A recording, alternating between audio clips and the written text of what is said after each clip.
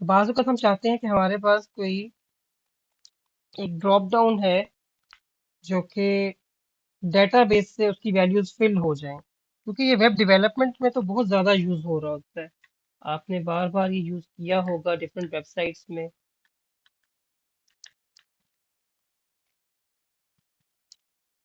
और उसको हमें अमूमन डायनामिकली फिल करना होता है।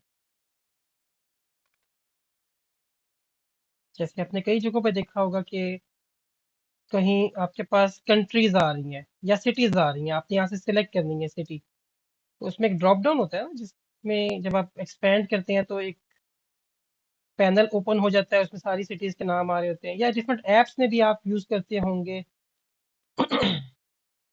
तो जो हमारा डेटा बाइंडिंग है, इसमें हम देखेंगे कि डेटाबेस की किसी टेबल के साथ हम कैसे लिंक कर सकते हैं सिटीज को, सिटीज के ड्रॉप डाउन को, या किसी और कंट्रीज का ड्रॉप डाउन है या कैटेगरीज का ड्रॉप डाउन है। सो ड्रॉप डाउन क्या होता है, इसके नाम से जैसे पता चल रहा है, ड्रॉप डाउन जो बेसिकली जो हमारे पास कंट्रोल्स होते हैं ना डिफरेंट, उसमें एक कंट्रोल ये भी होता है जब आप अम, जो सिलेक्ट का कंट्रोल होता है ना, HTML में आपने यूज किया होगा।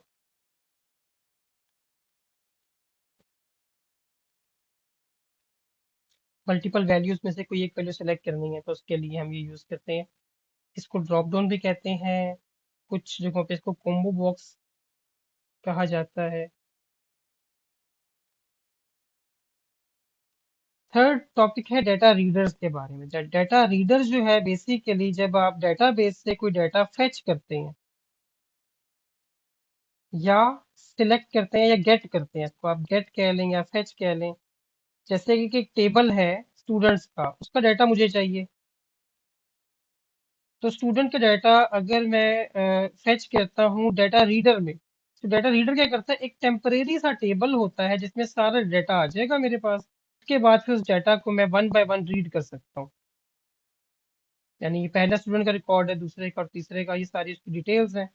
तो मैं अपने वेब जो एप्लीकेशन है हमारी वेब फॉर्म्स की, इसके अंदर अगर मैं वन बाय वन रीड करना चाहता हूँ डाटा को डेटाबेस से, तो उसके लिए मैं डाटा रीडर को यूज करूंगा। तो टॉपिक की तरफ आते हैं। स्टोर प्रोसीजर क्या होता है बेसिकली, जब हम कोई क्यूरी लिखते हैं, जैसे कि इंसर्ट की क्यूरी है, इंसर्ट इनटू कोई डेटाबेस के कोई टेबल है, जैसे कि पोस्ट, अगर हम बात करें फेसबुक की, या अगर आप बात करें व्हाट्सएप की, तो इंसर्ट इनटू व्हाट्सएप में कौन सा बहुत ज्यादा यूज होगा टेबल, सबसे ज्यादा यूज होगा इसमें मैसेज का, इंसर्ट इनटू मैसेज। और इसके आगे वो भी जो भी चीजें उसको चाहिए होंगी, वैल्यूज, और इसके अंदर इसकी वो सारी वैल्यूज आ जाएंगी। अच्छा, अब ये क्यूरी व्हाट्सएप में कितनी दफा चलती होगी? हर दफा जब ये क्यूरी चलती है ना, तो ये जाता है बेसिकली जो सर्वर्स होते हैं, जो कि मे बी यूएसए में हो या यूरोप की किसी और कंट्री में, कहीं और हो सकते हैं, यूरोप में हो सकते हैं। तो इस रिक्वेस्ट ने जो है वो सर्वर पे जाना है, और सर्वर से रिक्वेस्ट ने फिर वापस आना है, तो सर्वर पे हर मैसेज का एक लोड होता है।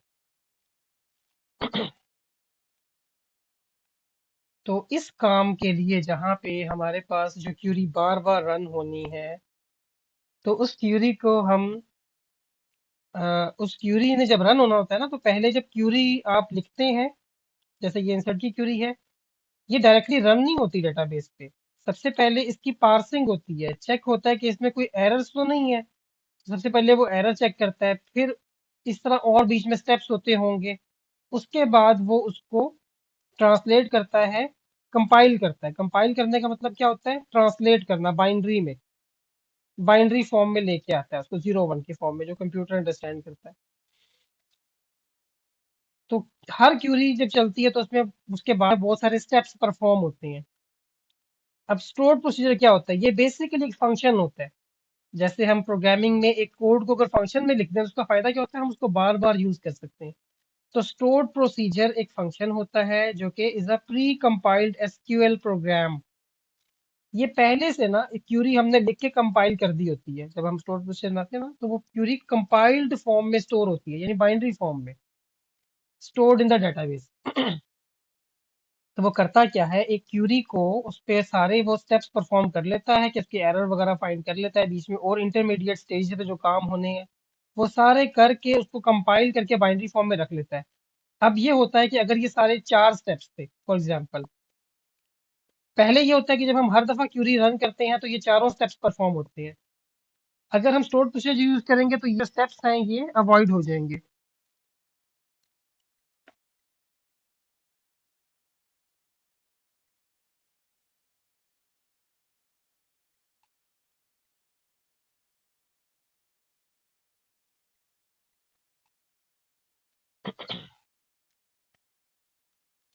तो इससे क्या होगा, क्यूरी बहुत फास्ट हो जाएगी और डेटाबेस पे लोड कम पड़ेगा। अच्छा, it contain SQL statement that performs operation on database table. ठीक है, नहीं कोई क्यूरी होगी। इसके फायदे क्या हैं, परफॉर्मेंस इंक्रीज हो जाती है, स्टोर प्रोसीजर प्री कंपाइल्ड, क्योंकि ये पहले से कंपाइल हुए होते हैं, तो ये सारे स्टेप्स पर दोबारा नहीं परफॉर्म करने पड़ते। Security, user can execute procedures without directly table access. ये सिक्योर होता है। टेबल एक्सेस की यहाँ बात तो की जा रही है। पहले जब हैकिंग होती थी ना, हैकर्स को अगर टेबल का नाम पता चल जाए ना, डेटाबेस का नाम पता चल जाए, तो उनका बहुत सारा काम आसान हो जाता है। तो बेहतर ये होता है कि टेबल का नाम, डेटाबेस का नाम ये हिडन रहे हैकर से। तो अगर मैंने कहीं पे ये लिखा हुआ है इंसर्ट इनटू मैसेज, तो इससे तो पता चल जाएगा क्यूरी को देख के। तो अगर मैं कहीं पे स्टोर प्रोसीजर कॉल करूंगा जिसको मैं नाम रखा हुआ है S T M S G insert, कुछ ऐसा मैंने इसका नाम रखा हुआ है, या इंसर्ट मैसेज या कुछ ऐसा, तो उससे उसको ये नहीं पता चलेगा हैकर को कि इसका टेबल के असल में नाम क्या है। हो सकता है टेबल का नाम मैंने टीबीएल मैसेज या डब्ल्यू ए मैसेज लिखा हो, व्हाट्सएप मैसेज। तो ये सिक्योर होता है। रीयूजेबिलिटी, ये बार बार आप इसको यूज कर सकते हैं। ठीक है, ये एक फंक्शन बन जाएगा, इसको आपने जहां भी यूज करना है आप यूज कर लें। मेंटेनेबिलिटी, मेंटेनेबिलिटी का मतलब है कि ये सारे डेटाबेस में ना एक जगह पे सारे स्टोर प्रोसीजर पड़े होते हैं, तो इनको मैनेज करना भी आसान होता है। अच्छा, अब स्टोर प्रोसीजर आपने अगर डेटाबेस पढ़ा हुआ है तो होपफुली आपने पहले से पढ़ा होगा इसके बारे में। तो अभी तक जो हमने देखा है जो कुछ भी, वो समझ लें कि आपकी एक तरह से रिवीजन ही हो गई है। होपफुली आपने पढ़ा होगा डेटाबेस में, क्योंकि ये पढ़ाया तो जाता है। तो अब एक स्टोर प्रोसीजर हम बना लेते हैं, या पहले हम चेक करते हैं डेटाबेस में ये स्टोर प्रोसीजर बने ना हो पहले से। सो ये डेटाबेस है और इसमें,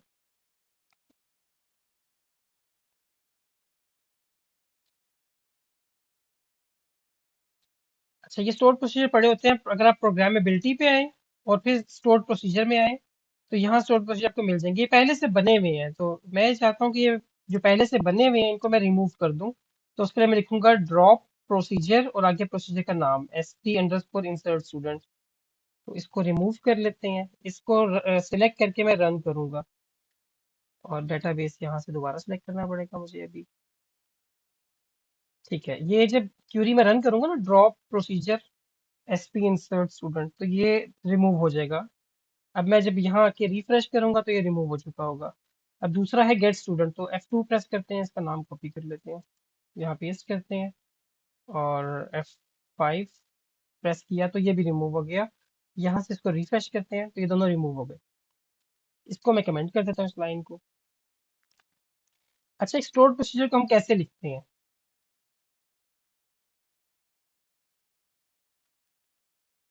तो यहाँ हम खुद से लिख के देख लेते हैं। क्रिएट प्रोसीजर, आपने ये करना है, फिर प्रोसीजर का आपने नाम देना है।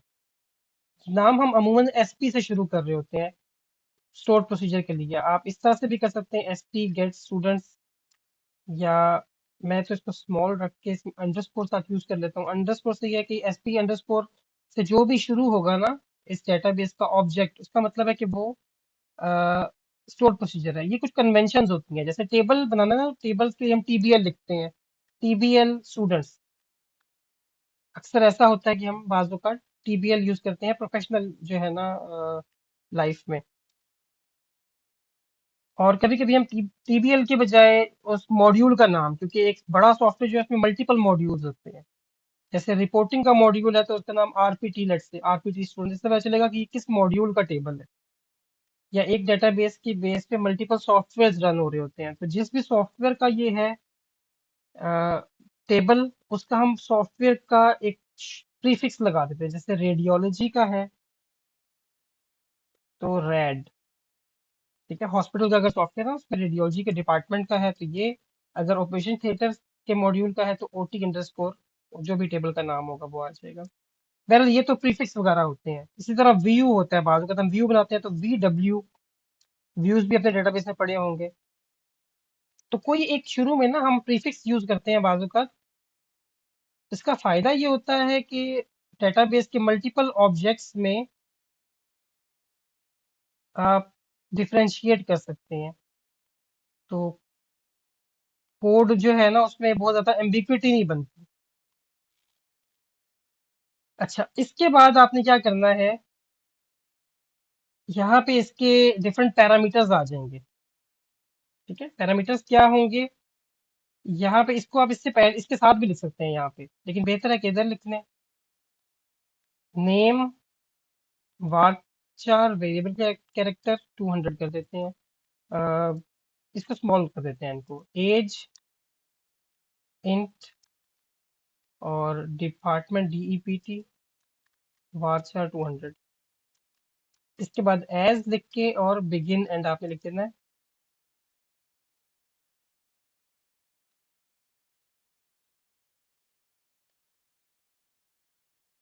ओके। अच्छा, इसमें गलती ये कर दी, मैंने इधर कॉमा डाल दिया है।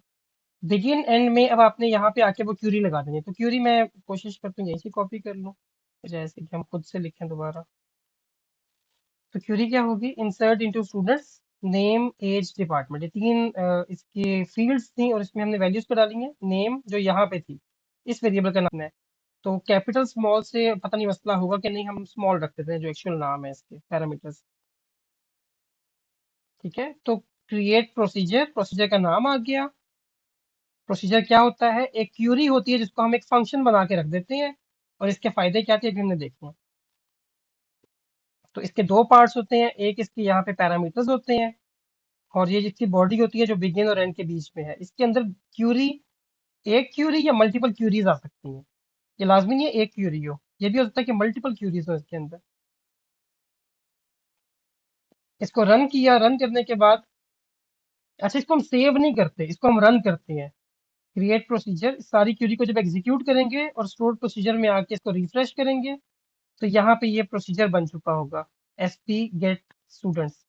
अच्छा देखिए, गलती ये हुई, हमने इसका नाम गेट स्टूडेंट्स रख दिया जबकि इसका नाम इंसर्ट स्टूडेंट था। तो हम इसको ड्रॉप करते हैं, drop procedure S P gate students, और इसका नाम अब लिखते हैं इंसर्ट स्टूडेंट।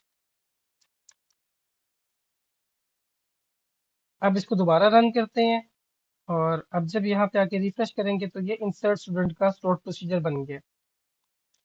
अच्छा, अब हम ये करेंगे कि यहाँ मैं इसके बाद सिलेक्ट की क्यूरी लगा के चेक करता हूँ, सिलेक्ट डायरेक्ट फ्रॉम स्टूडेंट्स। तो ये सारे स्टूडेंट हैं। अब मुझे इसको रन करना है, तो रन कैसे करेंगे इस प्रोसीजर को।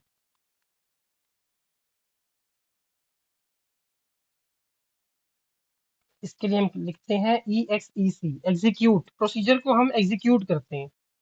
तो इसके लिए जो कीवर्ड यूज होता है वो एग्जीक्यूट का होता है, execute S P underscore insert student. और फिर आपने वो सारे इसके पैरामीटर्स दे देने हैं। देखिए आगे इधर ये हिंट में दिखा भी रहा है। नेम, नेम के आगे आप नेम लिख दें, इसका नाम लिखते हैं test and test. Age 22, department double E. इसको जब हम रन करेंगे तो देखें, अब जब मैं इस क्यूरी को रन करूंगा सेलेक्ट वाली, तो यहाँ पे देखें ये रिकॉर्ड आ चुके हैं।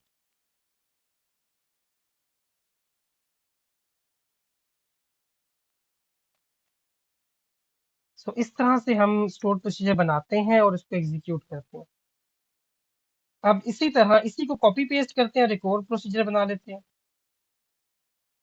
वो होगा हमारा ये वाला गेट स्टूडेंट्स का, S P underscore get student नाम रखेंगे, पैरामीटर्स कोई नहीं होंगे इसमें, और इसमें क्या होगा, सिलेक्ट स्टैटिक फ्रॉम स्टूडेंट्स।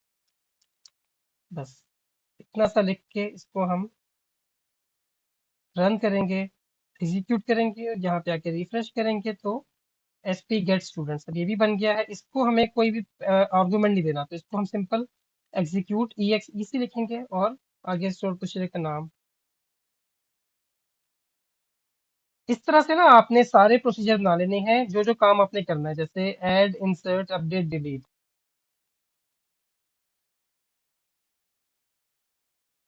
फिलहाल हम दो ही रखते हैं, बाकी आपने प्रैक्टिस करनी है। तो यहाँ पे दिए हुए हैं स्लाइड्स में ये सारे प्रोसीजर गिवन है। अच्छा, अब इसको हम यूज कैसे करेंगे प्रोसीजर को। जो हमने ऑलरेडी एक वेबसाइट बनाई थी उसी को हम यूज कर लेते हैं। इसमें हमारे पास ये देखें, ये एक क्यूरी हमने यूज की थी। इसमें तो हमने एसक्यूएल कमांड यूज की है ना। अब इसी को हम चेंज करेंगे, इसी कोड को मॉडिफाई करते हैं और इसमें स्टोर प्रोसीजर यूज कर लेते हैं। देखिए इसमें हमने क्यूरी लिखी थी, इंसर्ट इनटू स्टूडेंट्स। हम ऐसा क्या करें कि इस क्यूरी के बजाय स्टोर प्रोसीजर यूज हो जाए एज इट इज। पहले ये जो एप्लीकेशन बनी हुई है ना, इसको चला के देख लेते हैं कि ये वर्किंग ठीक कर रही है कि नहीं।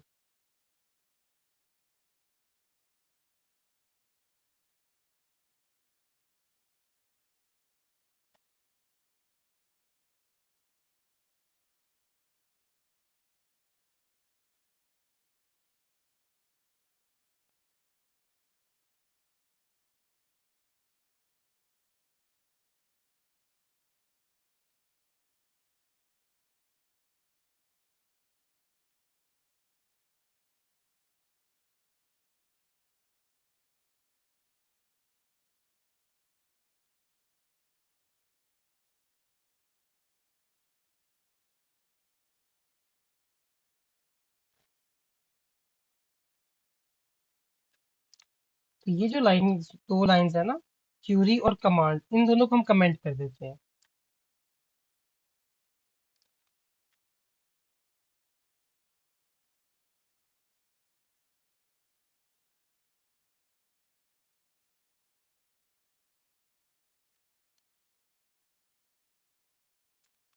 इस पे ना कोई फर्क पड़ जाए जो चल रहा है।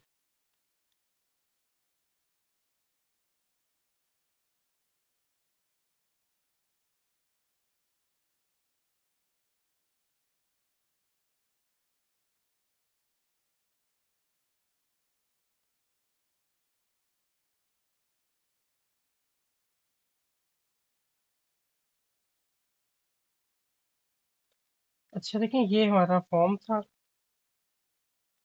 और इसमें हम कुछ भी लिखते हैं, टेस्ट,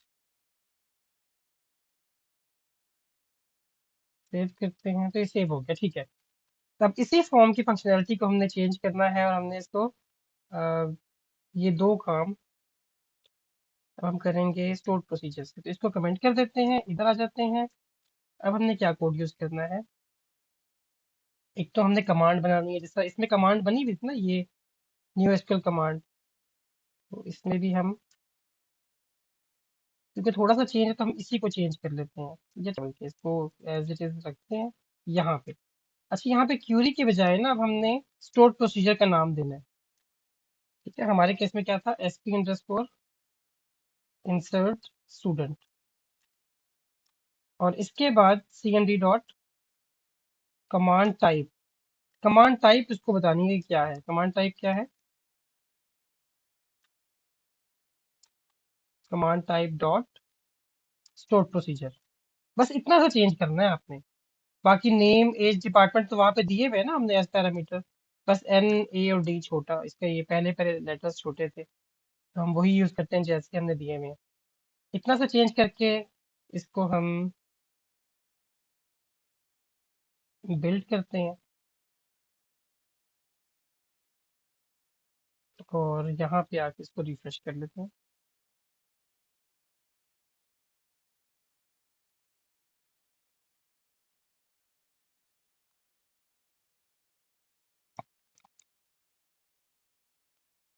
अच्छा, अब यहाँ पे मैं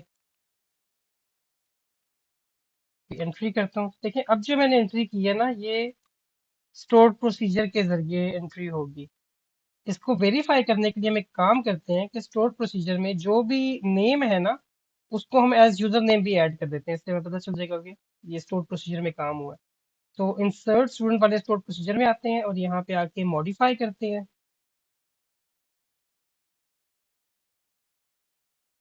यूजर नेम की फील्ड को की। ओके, यहाँ पे ना मैं यूजर नेम यूज कर रहा हूँ और यहाँ पे नेम, जो नेम होगा वही as it is user name के तौर यूज हो जाएगा। इसको लेट्स से हम रन करते हैं। ठीक है, तो अब जस्ट हमने डेटाबेस में देखिए चेंज कर दिया ना स्टोर प्रोसीजर को। इसका ये भी बड़ा फायदा है कि मैंने एक फंक्शनैलिटी में चेंज करना था कि डेटाबेस में इस फील्ड में ये वैल्यू चली जाए, तो मैंने सिंपली स्टोर प्रोसीजर को चेंज कर लिया, मुझे कोड में चेंज नहीं करना पड़ा। तो अब यहाँ पे मैं एक और एंट्री करता हूँ। सेव पे क्लिक किया तो देखें ये सेव भी हो गया रिकॉर्ड, और जो यूजर नेम था, जो नेम था स्टूडेंट का, वही एज यूजर नेम भी आ गया। इसका मतलब है कि ये स्टोर प्रोसीजर से ही एंटर हुआ है, इससे वेरीफाई भी हो गया। अच्छा, अब हम आते हैं जो बाइंड ग्रिड वाला फंक्शन है, जिसके जरिए हम डिस्प्ले करवा रहे हैं। किसको डिस्प्ले करवा रहे हैं? डाटा को ग्रिड में फिल कर रहे थे। तो इसमें हम देखते हैं कि क्या चेंज आएगा।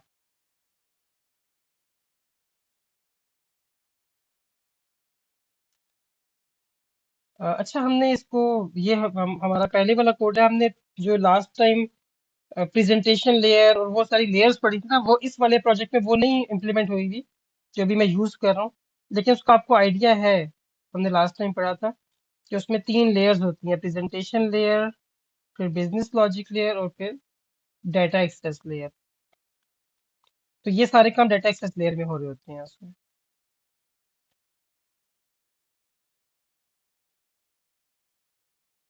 अच्छा, अब हम आते हैं एसक्यूएल डाटा एडेप्टर पे। अब देखिए इसमें पहले ये लाइन यूज हो रही थी, अब हमने क्या कर लाइन लास्ट टाइम देखिए हमने क्या चेंजेस की थी। एक तो कमांड बनाई थी, उसको स्टोर प्रोसीजर का नाम दिया था, उसके उसमें एंटर किया था, और कमांड की टाइप बताई थी कि स्टोर प्रोसीजर है। अब हम यही काम करेंगे एसक्यूएल डाटा एडेप्टर में। जहाँ क्यूरी दी थी ना, उसकी जगह स्टोर प्रोसीजर का नाम एसपी अंडरस्कोर गेट स्टूडेंट्स, और उसके बाद वही काम करेंगे। कमांड टाइप थी तो यहाँ पे भी हम टाइप देंगे डाटा एडेप्टर की।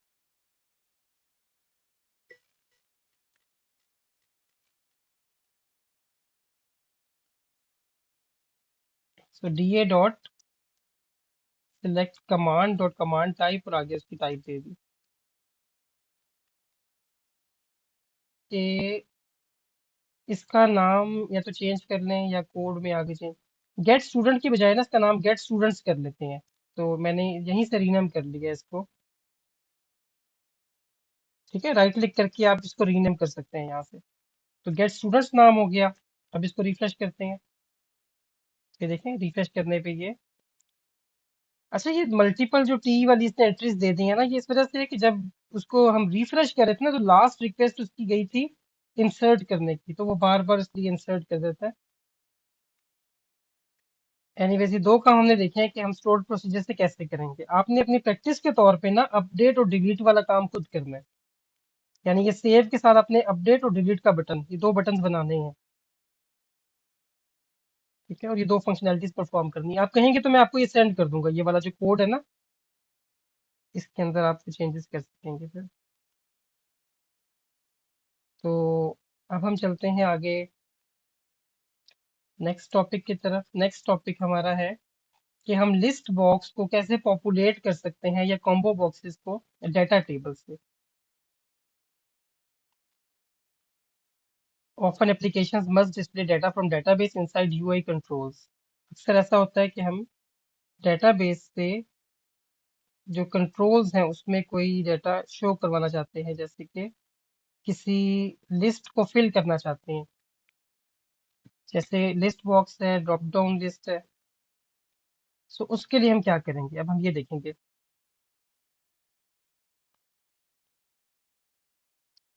तो एक काम ये करते हैं कि हम इसी में चेंज करते हैं, इसी कोड में। और जहाँ पे हमारे पास, यहाँ हम इसको डिस्प्ले देख लेते हैं। यहाँ जहाँ डिपार्टमेंट आ रहा है ना, मैं चाहता हूँ कि यहाँ डिपार्टमेंट किसी टेबल से आए और ड्रॉप डाउन हो, हमें खुद डिपार्टमेंट लिखना ना पड़े। जिस यहाँ पे लिखना पड़ा ना, इलेक्ट्रिकल इंजीनियरिंग। अब ये सारे डिपार्टमेंट्स यूनिवर्सिटी ने डिफाइन किए हुए हैं, तो हमें दोबारा लिखना नहीं चाहिए।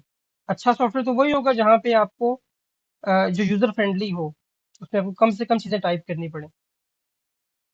तो हम ड्रॉप डाउन बनाएंगे जिसके अंदर सारे डिपार्टमेंट्स लोड हो जाएंगे। तो अच्छा, यहाँ पे हमने डिपार्टमेंट्स के टेबल पहले से बनाया हुआ है, और इसको अगर चेक करें तो इसके अंदर दो फील्ड्स हैं, डिपार्टमेंट आईडी और डिपार्टमेंट का नेम।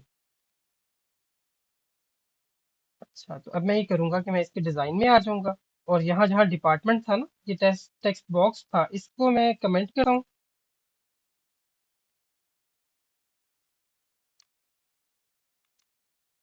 इसको कमेंट कर दिया, और ये जहाँ पे टेक्स्ट बॉक्स है इसको हम चेंज कर लेते हैं। यहाँ पे टूल बॉक्स में मैं कॉम्बो बॉक्स चेक करूंगा, या लिस्ट लिस्ट बॉक्स है इसमें, या ड्रॉप डाउन चेक करते हैं। लिस्ट बॉक्स शायद सूटेबल ना हो। ड्रॉप डाउन लिस्ट, हाँ ड्रॉप डाउन लिस्ट ठीक है। इसका नाम था टीएक्सटी है, नहीं। अच्छा, चलें, डिपार्टमेंट को चेंज कर लेते हैं।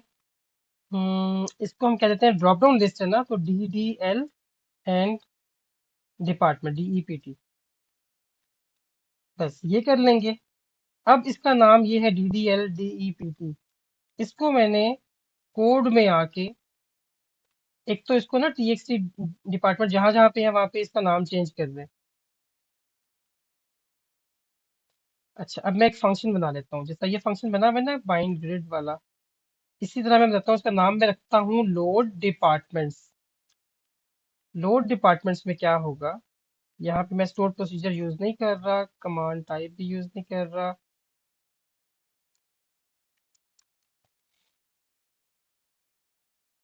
अच्छा, यहाँ हम कनेक्शन बनाएंगे, एसक्यूएल डाटा एडेप्टर। जैसे ये सारा कोड था ना, एज इट इज यही वाला कोड होगा। सिलेक्ट स्टैटिक फ्रॉम डिपार्टमेंट्स हम कर देंगे, बाकी सारा ऐसे ही कोड होगा। और ये रिटर्न करेगा डाटा टेबल। तो ये आखिरी दो लाइन जो ग्रिड को फिल करने वाली है वो हम रिमूव कर देंगे, और ये रिटर्न करेगा डाटा टेबल। ठीक है।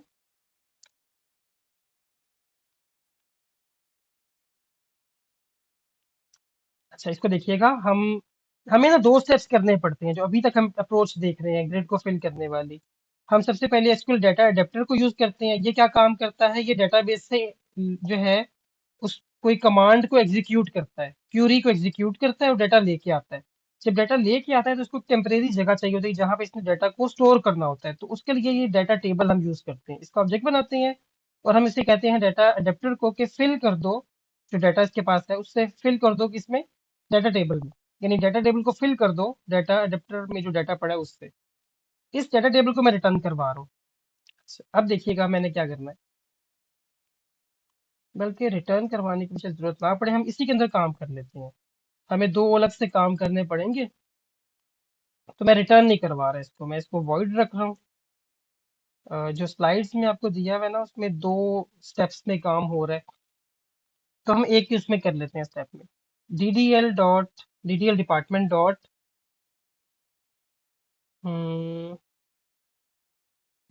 Data source. डाटा सोर्स हम इसको दे देते हैं डाटा टेबल, जैसे हम ग्रिड को देते हैं डाटा सोर्स। अच्छा, अब देखिए ड्रॉप डाउन लिस्ट में दो चीजें होती हैं, जैसे सिलेक्ट बॉक्स होता है ना वेब में, उसमें एक तो वो वैल्यू होती है जो आपको नजर आ रही होती है सामने, एक वो होती है जो कि उसकी एक तो वो होता है जो टेक्स्ट नजर आ रहा होता है सामने, और एक उसकी वैल्यू होती है बैक एंड पे।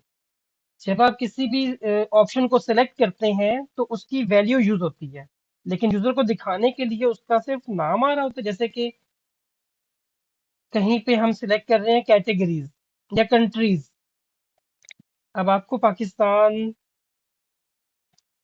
और इस तरह अफगानिस्तान, चाइना, जापान ये सारे शो हो रहे हैं। लेकिन जब आप किसी भी वैल्यू को सिलेक्ट करेंगे ना किसी कंट्री को, तो बैक एंड पे उस कंट्री का जो आईडी है वो सिलेक्ट होगा। ठीक है, चलिए मैं आपको बताता हूँ, इसको हम देखते हैं फिर आइडिया भी हो जाएगा हमें होपफुली।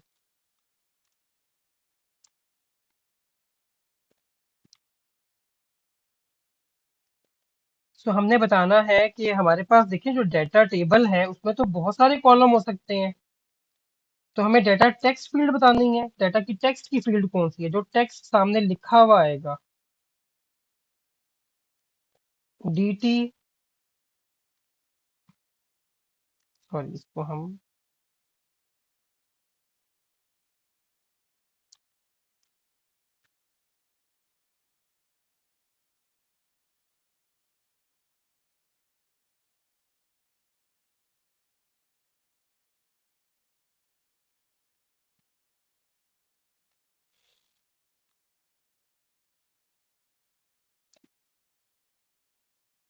जी जो चीजें हम कल तक पढ़ेंगे वो पेपर में इंक्लूडेड है। तो आपके होपफुली आपका लास्ट लेक्चर भी होगा ना मंडे को, उसमें हम कुछ रिवीजन कर लेंगे।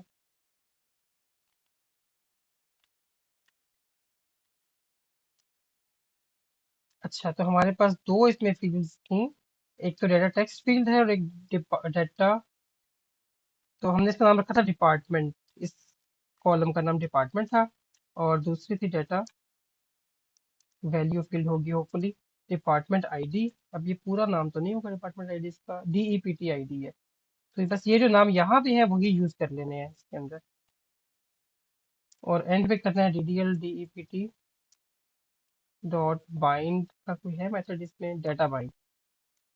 डाटा बाइंड क्या करेगा, देखिए अभी तीन चीजें हमने इसको दी है। हमने इसको बताया कि भाई ये टेबल है आपके पास डाटा टेबल, इस डाटा टेबल की दो फील्ड्स आपने यूज करनी है। ठीक है, एक टेबल के अंदर कितनी फील्ड्स हो सकती हैं, इसमें तो दो है ना। लेकिन अगर हम स्टूडेंट की बात करें तो स्टूडेंट में तो बहुत सारी फील्ड्स होंगी। जैसे यहाँ पे देखिए कितने सारे कॉलम है। तो हमें बताना पड़ता है कि कौन सा कॉलम है जिसकी वैल्यू फ्रंट पे दिखानी है यूजर को, और कौन सी बैक एंड पे यूज करनी है सॉफ्टवेयर ने, क्योंकि सॉफ्टवेयर जो है ना आपका वो आईडीज को यूज कर रहा होता है। तो डाटा बाइंड क्या करता है, यहाँ पे लिखा आ रहा है देखिए, bind the data source to the invoked server control and all its child controls. ये बाइंड करने का मतलब ये है कि आप समझ लें कि वैल्यू को ना फिल कर देगा ड्रॉप डाउन लिस्ट को।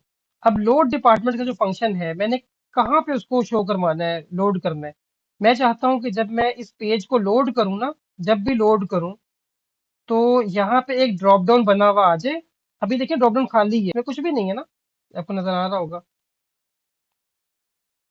तो अब मैं क्या करूंगा, लोड डिपार्टमेंट्स, इसको मैं पेज लोड पे यहीं पे कॉल कर लूंगा। बाइंड ग्रिड के बाद, बाइंड ग्रिड क्या करता है, डाटा को लोड करता है, बल्कि बाइंड ग्रिड से भी पहले कर देते हैं। लोड डिपार्टमेंट क्या करेगा, फिल्स कॉम्बो, नहीं, ड्रॉप डाउन लिस्ट, कौन सी drop down list, department drop down list. और बाइंड ग्रिड क्या करता है,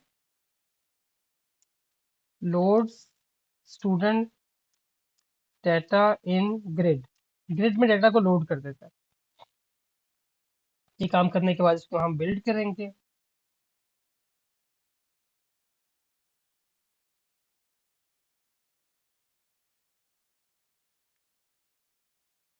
बिल्ड करने के बाद वापस इधर आएंगे और रिफ्रेश करेंगे।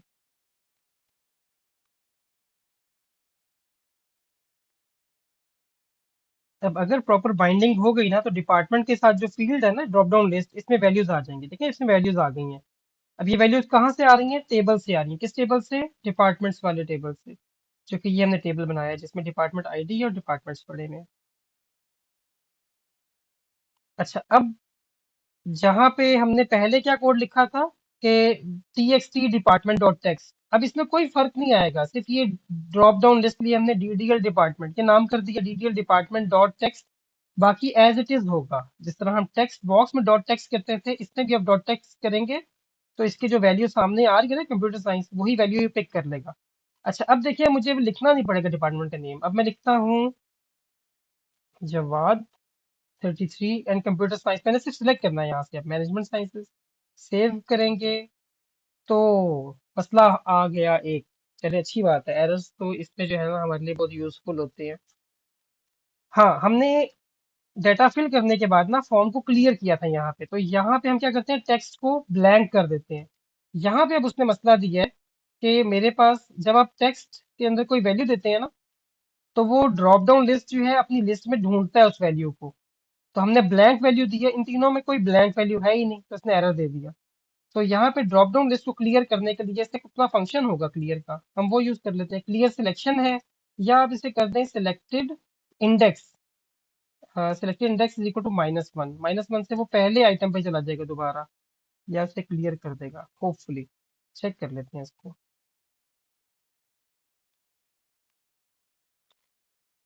इस स्टेज पे जो एरर्स आएंगे ना वो आपको बहुत ज्यादा आपके लिए यूजफुल होंगे। तो एरर्स अगर आए तो आपने उसको हल करने की कोशिश करनी है। उससे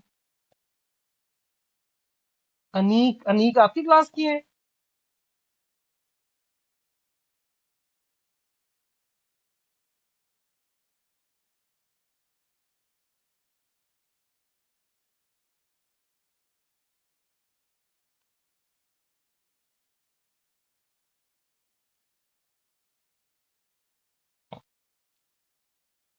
अच्छा तो देखिए यहाँ पे जवाब मैंने ऐड किया। देखिए इससे एक मसला ये हुआ कि उसने 3 दे दिया यहाँ पे।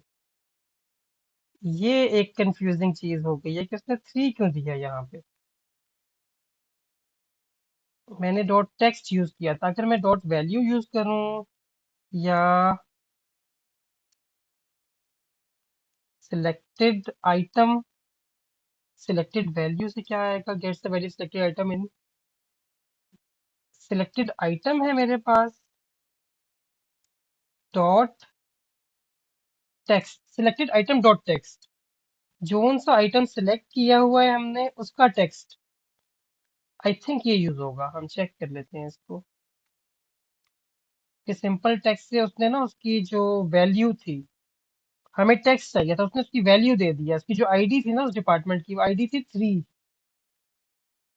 इससे आपको समझ आया कि वो दोनों चीजें स्टोर करता है ये कॉम्बो बॉक्स या ड्रॉप डाउन लिस्ट जो है। इसको हम इंस्पेक्ट करके देखते हैं, इसका कोई कोड जनरेट किया होगा इसने। तो देखिए सिलेक्ट बॉक्स इसने बनाया है, ये नजर आ रहा है आप लोगों को। तो उसकी जो देखिए सामने नजर आता है कंप्यूटर साइंस आता है, लेकिन उसके पीछे वैल्यू पड़ी होती है 1। इलेक्ट्रिकल इंजीनियरिंग है, उस ऑप्शन की वैल्यू 2 है।